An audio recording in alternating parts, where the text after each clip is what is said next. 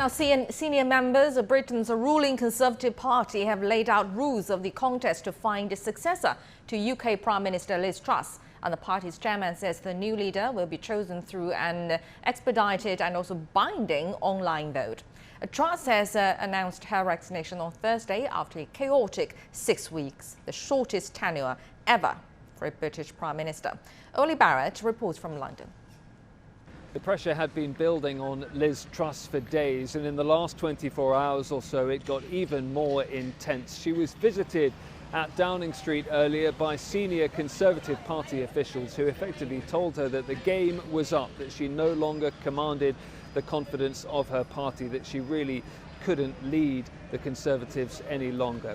She therefore announced her resignation, insisting on the streets of Downing Street that she'd done her best. We set out a vision for a low-tax, high-growth economy that would take advantage of the freedoms of Brexit.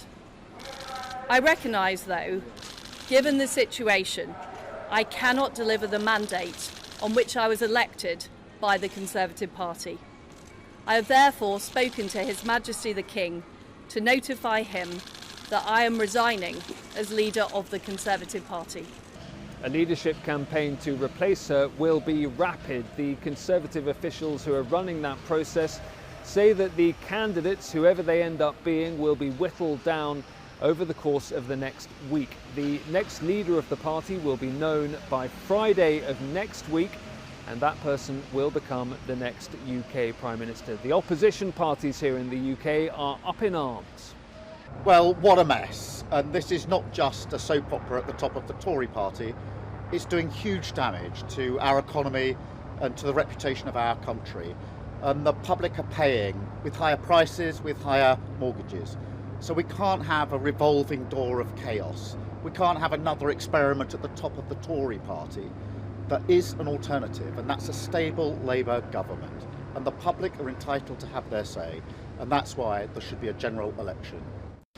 It has been a chaotic period for British politics, but the idea of an imminent election is probably unlikely. Whoever takes over the Conservative Party knows that they are miles behind Labour in the polls. That person will want to see a period of stability and try and regain some popularity for the Conservatives before calling an election. Oli Barrett, London.